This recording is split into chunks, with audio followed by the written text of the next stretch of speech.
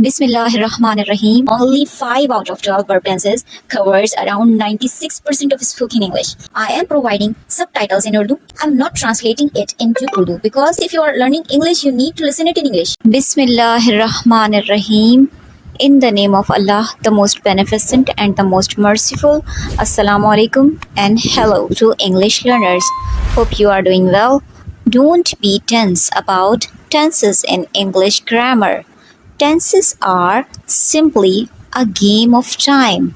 Tenses means time of action, and the main player in this game is the verb.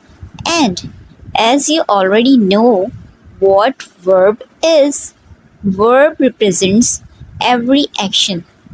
If you want a more comprehensive and detailed explanation of verbs, please scroll down to the description box where I have shared a link.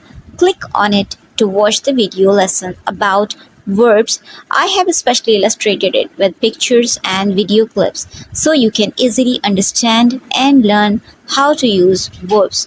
Before moving forward to our main topic, make sure to hit like, then subscribe my channel. As I said earlier, in the game of tenses, the player is verb. So, you need to use your player, that is your verb, according to the time, that is tense. Let's start with the time of past. Past means the time gone by or just gone, or we can say the time before present, or you may call it the first level of this game of tenses. Because past time is the first or earliest time, then comes present tense or present time, the second level of tenses. And the third and the last is future, which comes after present time. I hope now you got the main or a basic concept of tenses perfectly. Now, jump to the sub-levels of tenses game. Sub-levels are aspects. These three main tenses have 4 aspects. Aspects indicates whether the action is completed, ongoing, or the statement about habit, truth, a permanent situation. Aspects are simple tenses, continuous tenses, perfect tenses, or perfect continuous tenses. These are 4 aspects. The 3 main tenses with their 4 aspects form a total of 12 verb tenses. Many English learners face difficulty choosing the correct verb tense for a specific situation. Well, lucky for you. Not all 12 verb tenses are used in spoken English. You will be surprised to know that only 5 out of 12 verb tenses covers around 96% of spoken English. And these 5 tenses going to be your bread and butter. Bread and butter means main source of your spoken English in general day-to-day conversation.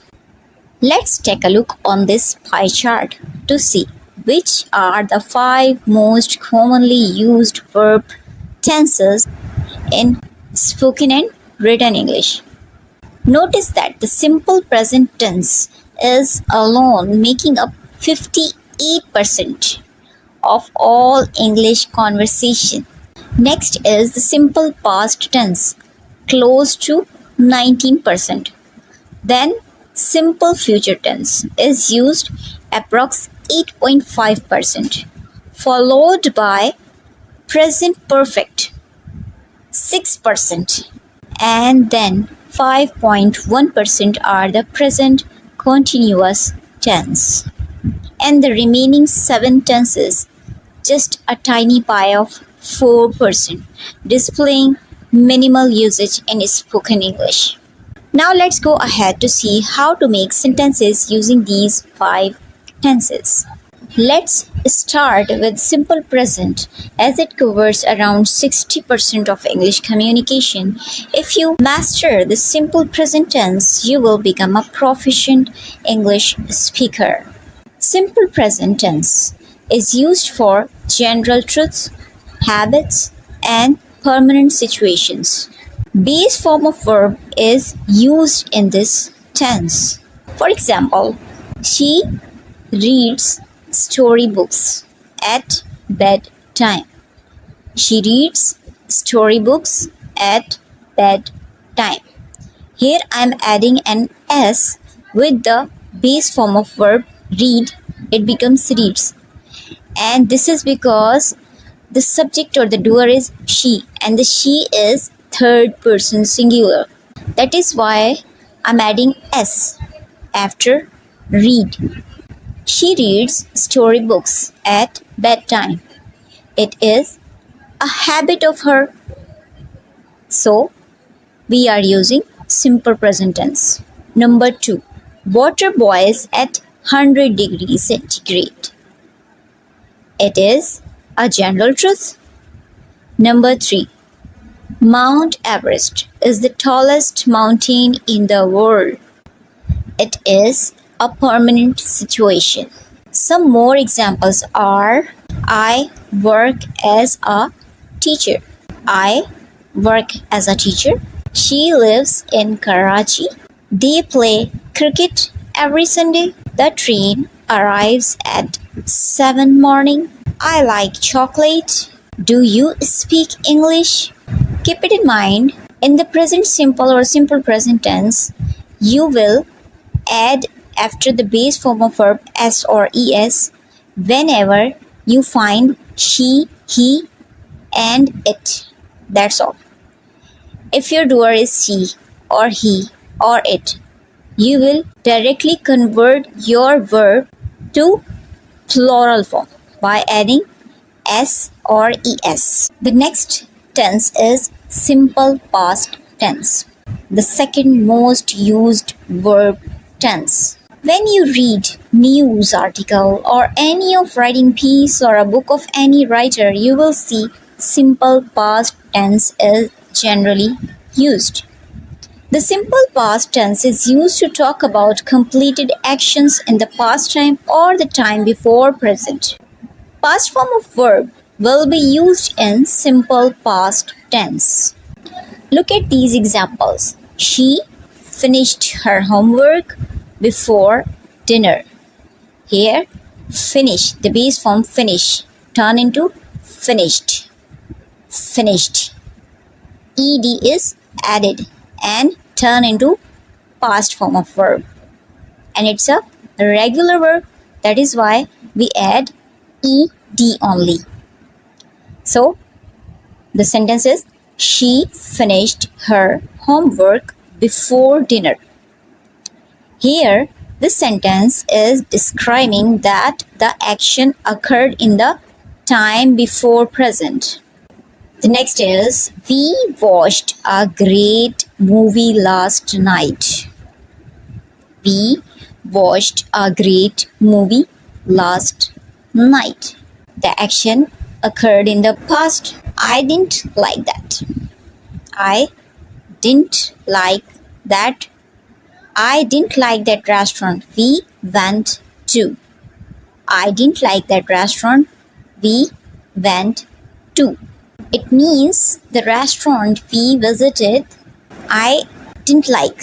I ate pizza for lunch yesterday. I ate pizza for lunch yesterday. I ate. Eat turns to ate. It's irregular verb and the pronunciation of pizza is not pizza. Here the first Z or the first Z turn into T sound and you will pronounce it like pizza. Pizza. I ate pizza for lunch yesterday. He graduated from college in 2020. He graduated from college in 2020. Did you meet Ali in the party? Did you meet Ali in the party? We had a great time at the beach. We had a great time at the beach. Here the sentence is showing the condition. The condition like that the time was very great for us. The next sentence is they visited their grandparents last weekend. He played football when he was younger. He played football when he was younger. Now he does not play football. He came late from office. He came late from office yesterday. He came late from office yesterday. I'm not translating it into Urdu because if you're learning any language, you need to listen it in the same language. Means if you are learning English, you need to listen it in English. If you go to translation or if you heard the translation, you got stuck. You cannot learn it easily or quickly.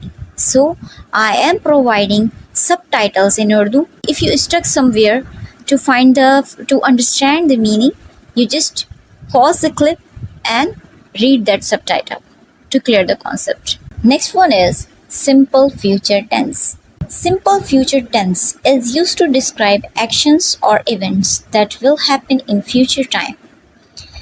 The time that is to come. Future can be used for offers, requests, predictions, or promises. We use the word will, will, followed by base form of verb to make sentences in future, indefinite or simple future. I will call you after? Yeah. Okay. I will call you after? Yeah. Okay. I will call you when I get home. I will call you when I get home. It's a promise. I will call you when I get home. I promise you. He will start his new job in November. He will start his new job in November. We will go to the beach this weekend. We will go to the beach this weekend. I will help you with your project. I will help you with your project. It can be an offer. She will send you an email letter. She will send you an email letter. He won't be at work on Monday. Won't is a contraction of will not. Means when you will make the negative sentence using simple future tense, the will not shorten into won't. Won't. It's not want.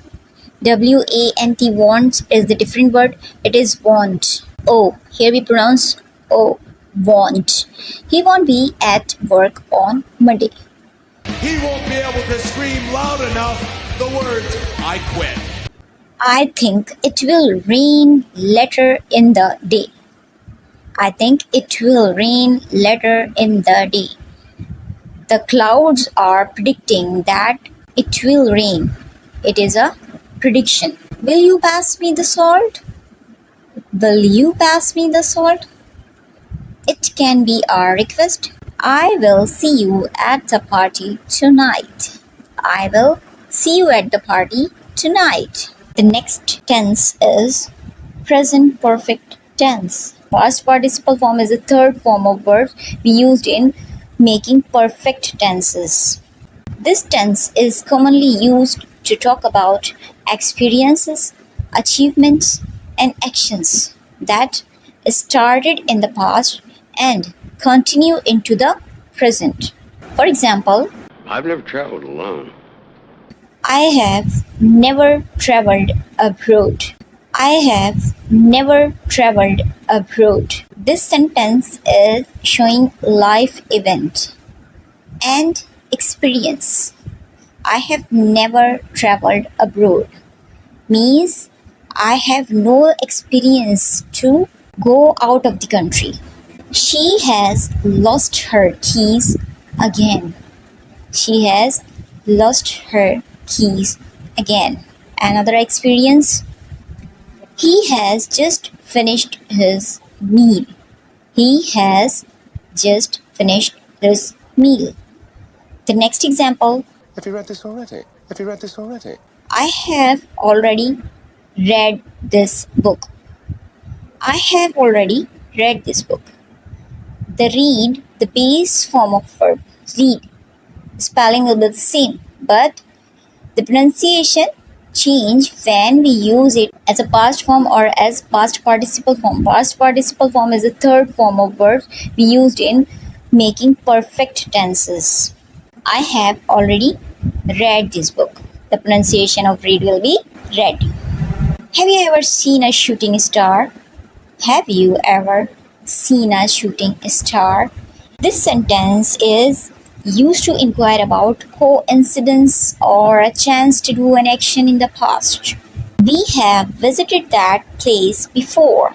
We have visited that place before. Action occurred in an unspecified time in the past. Some more examples are, I have seen that movie multiple times. I have seen that movie multiple times. She has tried this recipe. She has already tried this recipe. She has already tried this recipe. He has been in his new position since 2022.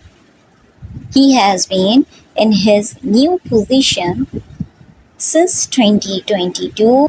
Here I'm talking about his job position.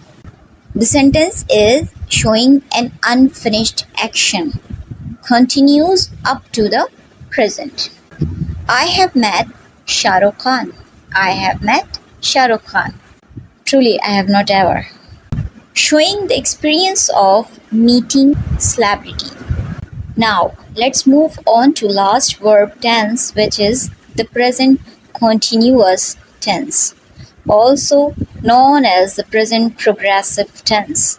Its name already declaring that we use this verb to show that action is continue or in progress, ongoing, or happening at the current moment. Moreover, it is used to talk about future plans. It is formed by using auxiliary or helping verb in the present tense, such as is, am, or are, followed by the present participle form, which is created by adding the ing to the base form of the verb, like read, reading, watch, watching, eat, eating. Let's have a look on these examples. I am eating dinner.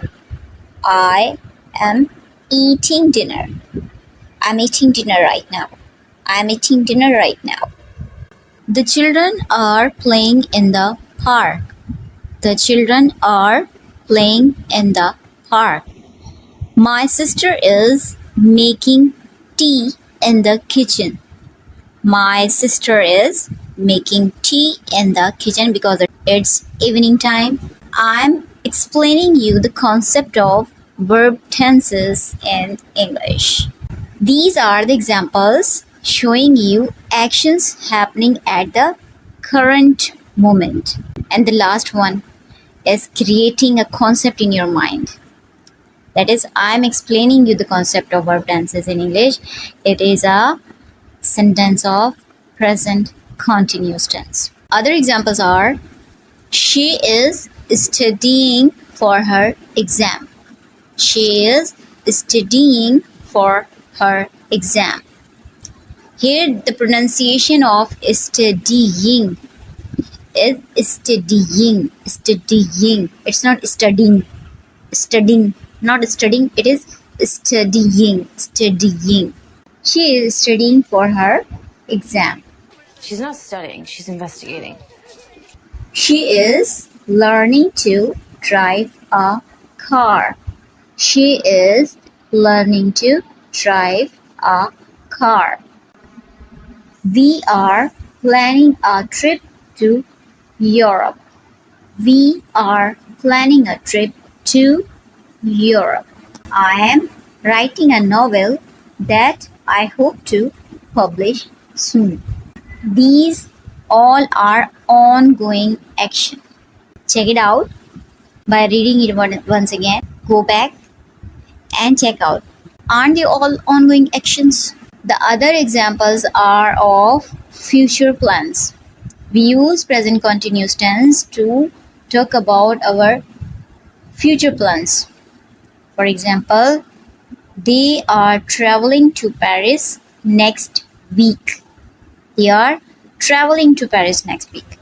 He is celebrating his birthday at Port Grand next Saturday. As I'm living in Karachi, and the Port Grand is well known place for celebrating birthdays and anything else.